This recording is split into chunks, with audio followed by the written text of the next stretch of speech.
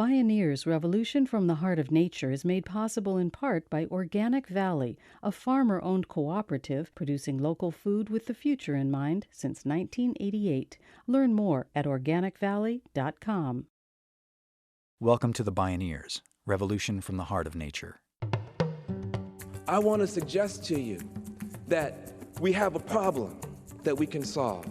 And in solving it, we will not only rescue and redeem the project of this green revolution, but we can rescue and redeem the country as a whole and help to save the whole earth. It's all alive. It's all connected. It's all intelligent. It's all relatives. We stand at the threshold of a historic opportunity in the human experiment to reimagine how to live on Earth in ways that honor the web of life, each other, and future generations. It's a revolution from the heart of nature and the human heart. In this series, The Bioneers, Revolution from the Heart of Nature, we celebrate social and scientific innovators with breakthrough solutions for restoring people and planet, creating a future environment of hope.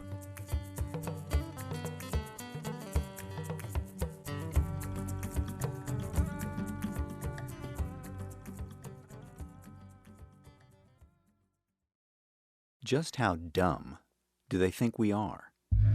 Who would believe that destroying the ecosystems on which all life depends while disemploying more and more people is somehow good for the economy? Whose economy? But that's exactly the fiction that's been successfully marketed to us: jobs versus the environment. The next economy that's now emerging is a restoration economy. It's founded in restoring the ecosystems whose life support services nature provides for free, like clean air and water, pollination and healthy soil. It's also founded on job creation, putting people to work on the mammoth endeavor of restoring the health of both lands and communities. It's simple, really. Taking care of nature means taking care of people, and taking care of people means taking care of nature. My name is Neil Harvey. Join us for the next half hour as we explore the green-collar economy, jobs, justice, and prosperity with Majora Carter and Van Jones. It's the Bioneers, Revolution from the Heart of Nature.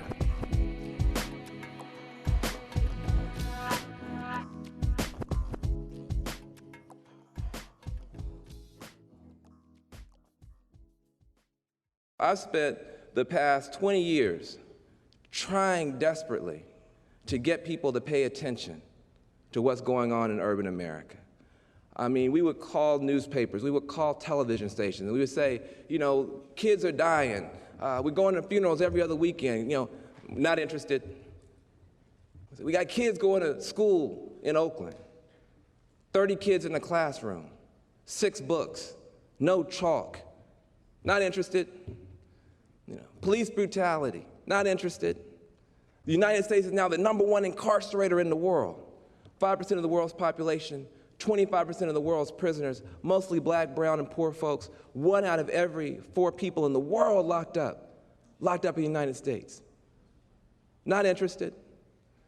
And then we said, well, we want green jobs and not jails for our youth. And they said, green? Green? Green?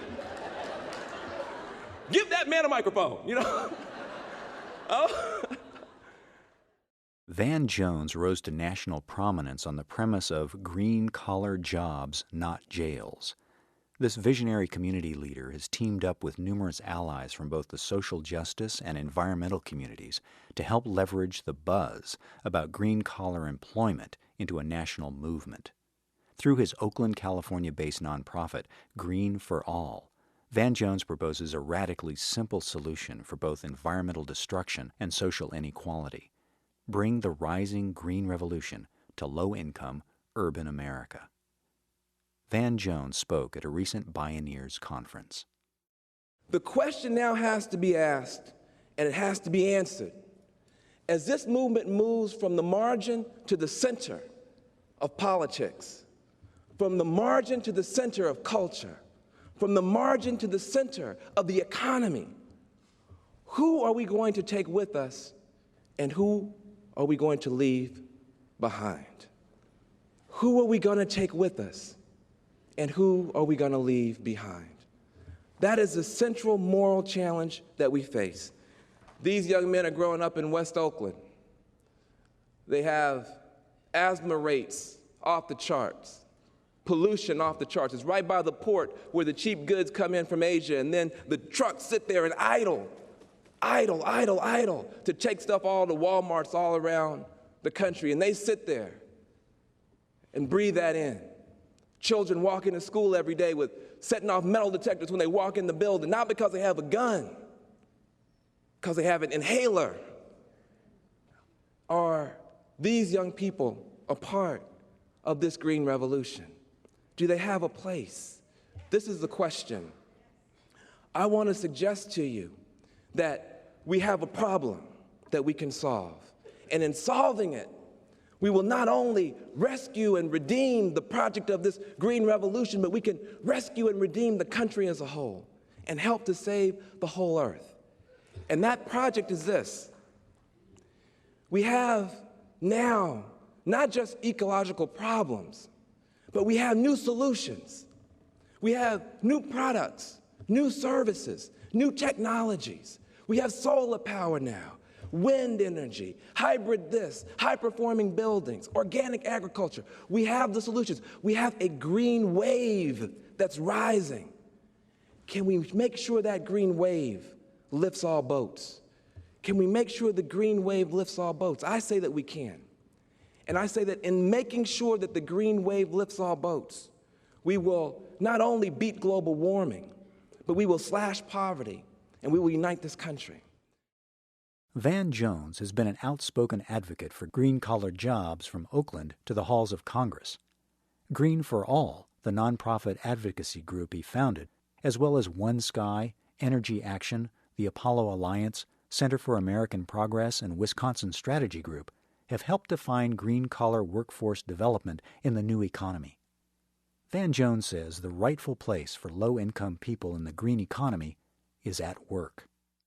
The good thing about a green-collar job, number one, you teach a young person how to put up a solar panel. That young person is on the way to becoming an electrical engineer. They can join the United Electrical Workers Union. That's a green pathway out of poverty. You teach a young person how to weatherize a building so it doesn't leak so much energy. That young person is on their way to becoming a glazer. They can join a union. That's a green pathway out of poverty.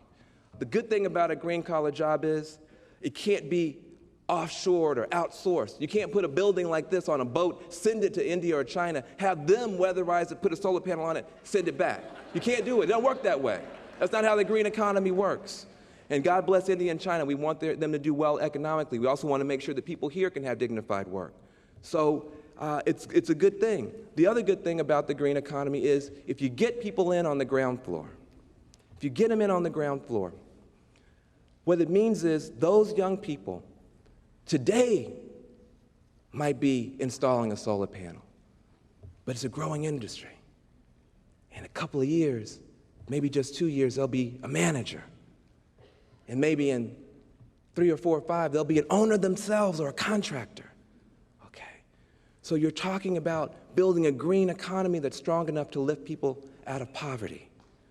And I would say that the moral challenge that we face is to do that. When you give that young man or that young woman that extra support, when you take the people who most need work and connect them with the work that most needs doing, when you do that, you save. If that young person were to not get that training and get in trouble, you're going to spend $30,000, $40,000, $50,000, $60,000 a year for that person in prison. You're going to spend more money for the children that they leave behind. You save that young person's life, you save a whole bunch of money, and you save the soul of this country is what you save when you invest and give people a chance and give people hope and give people opportunity. It's a green economy. It's a green economy.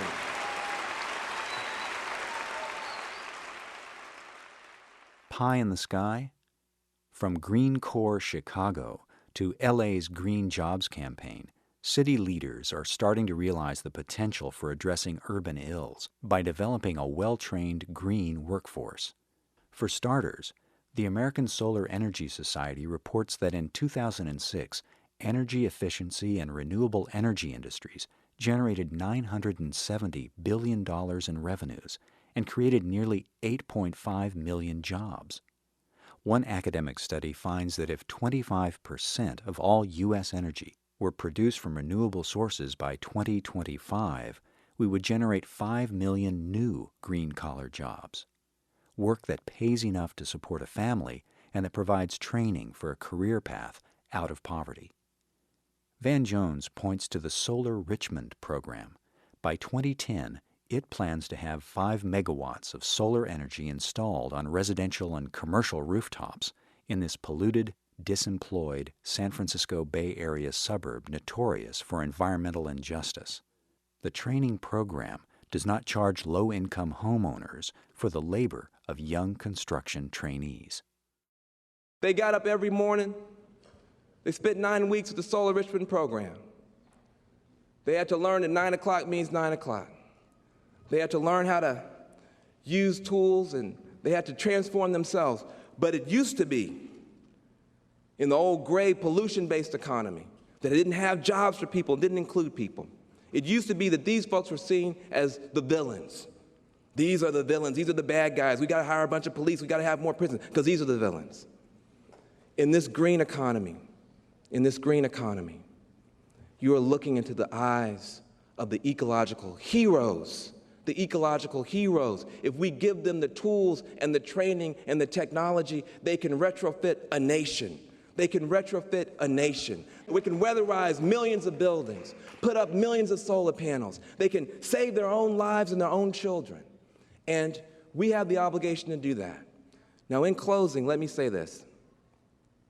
When you look back at the civil rights movement that we get so dewy-eyed about, I hate to tell you this, the buses that people were beaten to try to integrate were not biodiesel buses. They weren't. They weren't biodiesel buses. When they were trying to integrate the lunch counters, the sandwiches they ordered were not organic tofu sandwiches. They weren't. The schoolhouse they were trying to integrate was not a green building. But people poured their blood out on the ground in this country to integrate, yes, even a pollution and poison-based economy. People poured their blood out on the ground to integrate a pollution and poison-based economy. What should you and I be willing to do to make sure that the green economy that we're birthing with our own hands and our own efforts has a place in it for everybody? Let's do whatever it takes to make sure that the green wave lifts all boats. Thank you very much. Thank you very much.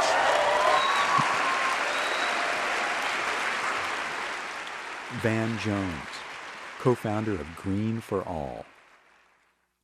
When we return, we go from Oakland to the South Bronx and the work of environmental justice leader Majora Carter, who's been described as a force of nature herself. This is the Green Collar Economy, Jobs, Justice, and Prosperity. I'm Neil Harvey. You're listening to the Bioneers, Revolution from the Heart of Nature.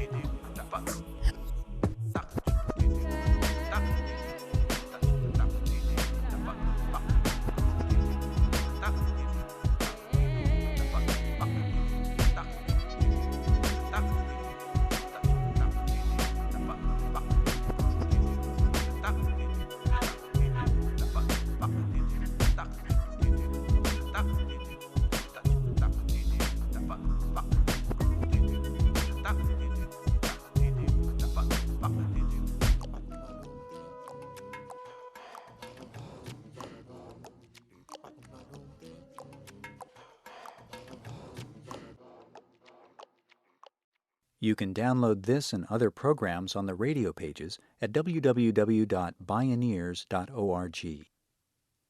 Environmental justice means taking a stand for both healthy ecosystems and healthy communities.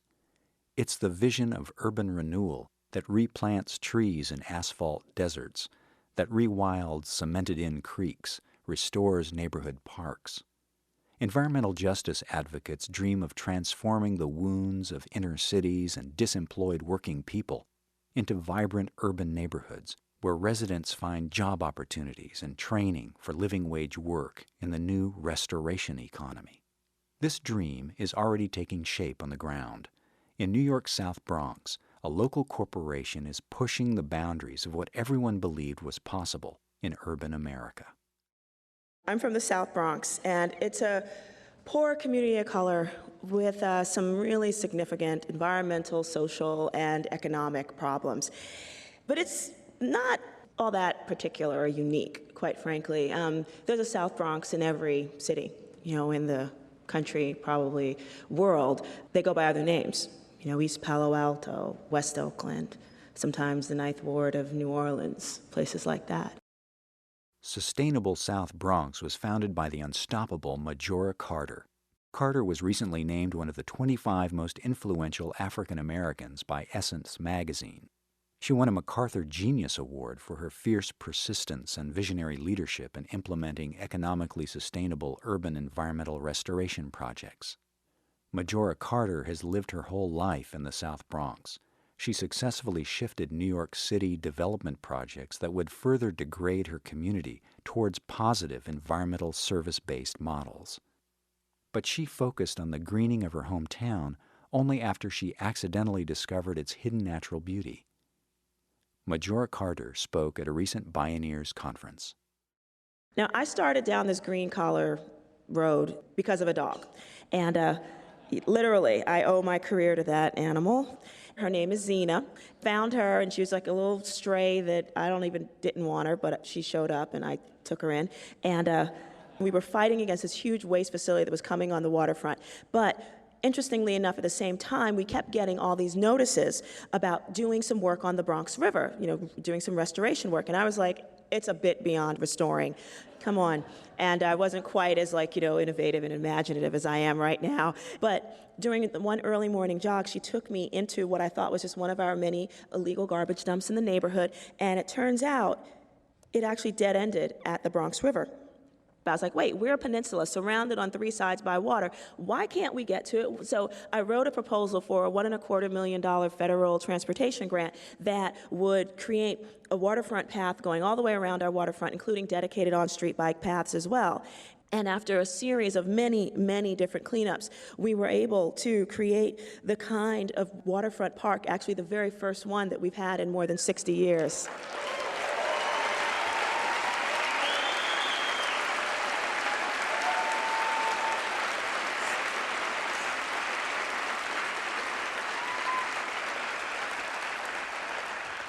What we're doing with this program called Project BEST, or Bronx Environmental Stewardship Training, is helping people to realize that they can actually have not just a personal stake in the betterment of our environment, but also a financial one.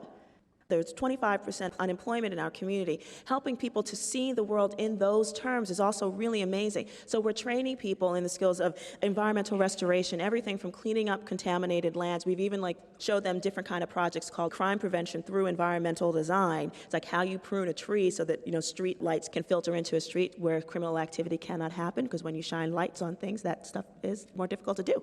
So that's helpful. And so we're so excited about this because we've seen the kind of impact that it can have on a real live person. Like a single mom who has never had a job and who has been dependent on public assistance because she's not, number one, it's not like they go out of their way to help you feel more whole as a human being when you're on those systems. And number two, for her to actually be able to take, and them, because it's many of them, that have taken control of their own lives and help save the world in the process. And this year, we also created a program called Smart Roofs, which is our very own green roof installation business. And we wanted to do that so we can practice what we preach by promoting a green roof enterprise while creating jobs. And green roofs, if you think about it,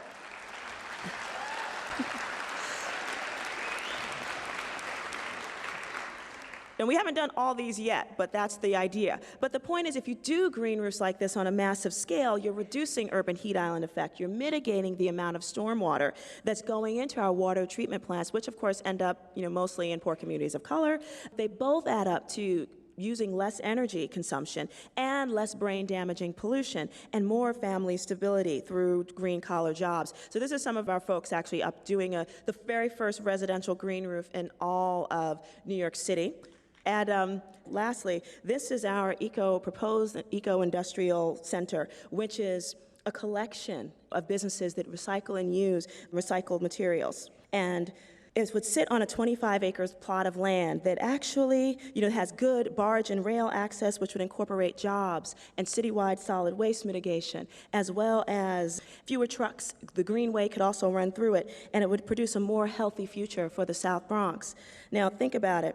In places like this, where we've got such a high unemployment rate and we need this kind of work, those jobs are dreams for all of us. But unfortunately, right now, our city has decided that place instead would be much better used for a 2,000-bed jail. Yeah, so while we're saying clean tech industry for a better economy, a better environment, and a better future, our city is saying jails.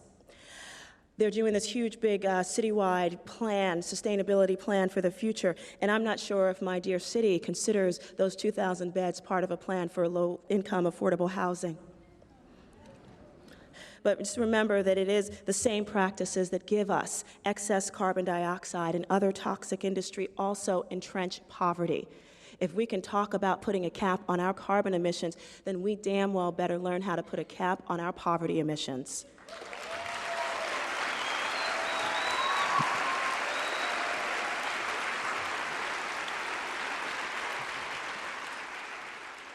The struggle continues. Which path will we choose? Majora Carter now travels the country consulting on green-collar economic development and climate change adaptation strategies. Her vision extends far beyond restoring the South Bronx. She's not shy about giving advice. What can America do? Number one, America needs to level the economic playing field by training and employing a massive green-collar workforce. We need government investment on the scale of the Marshall Plan, with coordinated incentives, funding, and regulations to make clean tech industries.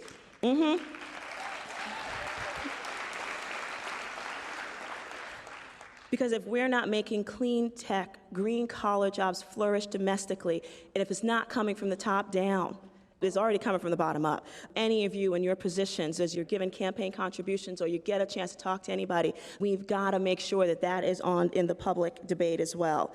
And what can the private sector do? Private sector really needs to put their money where their mouth is, and if they say they're green, then make the investments in clean tech industries, especially in the communities in this country that are used to support the hyperconsumption that created many of the problems that we have already. Okay? It's a smart business move when it comes right down to it. Getting on the ground floor of a new market, and in many underserved communities, there are incentives, to do that kind of work. Unfortunately, in my neighborhood, it's more waste facilities and more heavily, trucking industries that aren't trying to go green at all that are doing this stuff. There's an access to a labor pool. Granted, they need training. That's why organizations like ours come in. You need to cultivate both the goodwill for the community and also being on the ground floor of getting the kind of PR to do that and great business sense. So invest in in the eco-industrial park in the South Bronx. Do a solar manufacturing plant in Oakland. Then the list goes on. Go to Philly. Go to coal country. And yes, this is a black girl from the South Bronx talking about solidarity with poor white folks down there and all over this country as well. And I see it. And we need to be creating the kind of markets for products and services we can be proud of by actually putting dollars into community supportive infrastructure and land use plans that benefit the majority of our community and our people, educated, happy, and healthy people.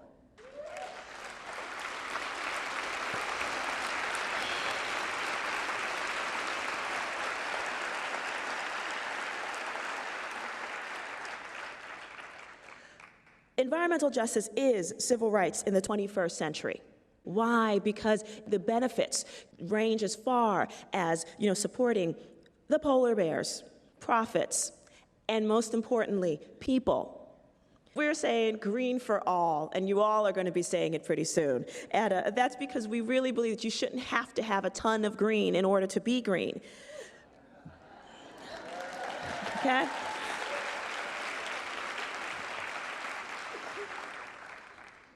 That green should be more than just some little niche thing that only the super, super wealthy can afford. And because this transitional green economy should move people out of poverty so that our country can set the example of how to profit from equality.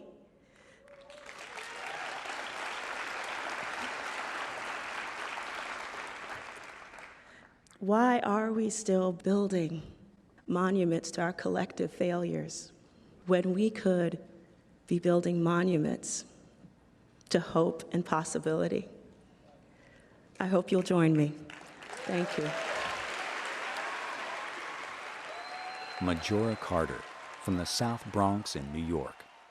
Van Jones of Oakland, California. Community leaders, national leaders, environmental leaders, champions of justice. Because taking care of nature means taking care of people. And taking care of people means taking care of nature. The green collar economy: jobs, justice, and prosperity.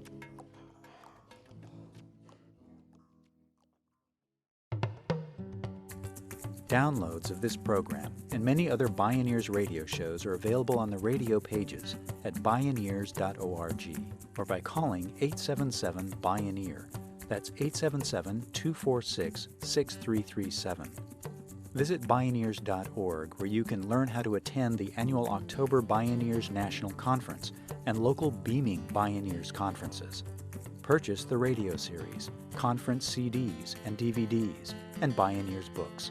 Join the thriving online Bioneers community and become a Bioneers member or make a donation. All at Bioneers.org or by calling 1-877-BIONEER. The Bioneers Revolution from the Heart of Nature is a production of Collective Heritage Institute. Executive producer Kenny Ausubel. Written by Catherine Stifter and Kenny Ausubel. Senior producer Neil Harvey. Managing producer Stephanie Welch. Production management Aaron Leventman and Chuck Castleberry. Station relations by Creative PR. Distribution is by WFMT Radio Network. Original recordings provided by Reference Media Group. Our theme music is taken from the album Journey Between by Baka Beyond and used by permission of Hannibal Records, a Rykodisc label. Additional music was made available by Sounds True at soundstrue.com. For more music information, please visit Bioneers.org. The opinions expressed in the Bioneers Revolution from the Heart of Nature radio series are those of the presenters and are not necessarily those of Collective Heritage Institute, the underwriters, or this radio station. My name is Neil Harvey. Thank you for listening. I invite you to join the Bioneers in inspiring a shift to live on Earth in ways that honor the web of life, each other, and future generations. This is program number 0509. Bioneers Revolution from the Heart of Nature is made possible in part by Organic Valley, a farmer-owned cooperative producing local food with the future in mind since 1988. Learn more at organicvalley.com.